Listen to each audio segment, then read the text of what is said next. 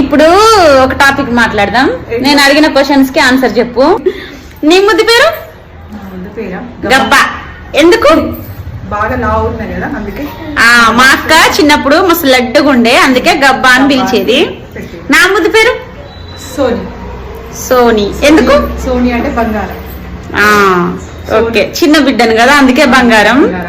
నా real name వచ్చి భౌతిక. భౌతిక. ప్రాణం లేదు. భౌతిక అంటే ప్రాణం లేదు. అయితే ఫిజిక్స్ అది మంచి పేరంటే అవసరం. అప్పట్లో ఎవరో చెప్పారు. నా పేరు ఎవరు పెట్టిండు? డాడీనా మమ్మీయా? డాడీ.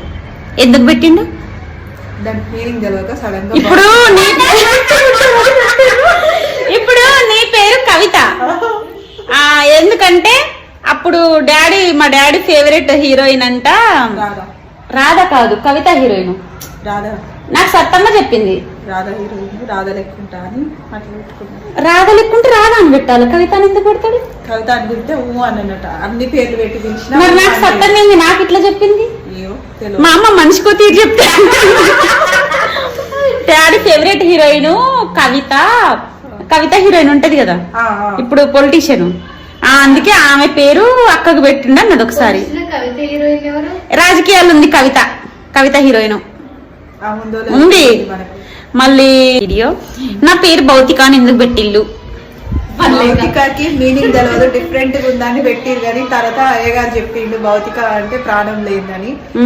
బాధపడి తర్వాత సోని అని పిలుచుకున్నాం. ఇక మరి సర్టిఫికెట్లలో భౌతిక అని ఎందుకు ఉంది? సోని అని పెట్టిస్తే అయిపోదు. మొత్తం అయిపోయినాక ఏం చేస్తాం? నేను ఇంకేదో అనుకున్నా. మా డాడీ వెటనరీ డిపార్ట్మెంట్ కదా, నా పేరు డిఫరెంట్ గా ఉండాలి, ఎవరికి ఉండొద్దు, ఏదో క్రియేటివ్ గా ఆలోచించి మా డాడీ పెట్టిండు అనుకున్నా. ప్రాణం లేనిదా? కానీ ప్రాణంతో ఉన్నా. సోని ఇప్పుడు నీ పేరు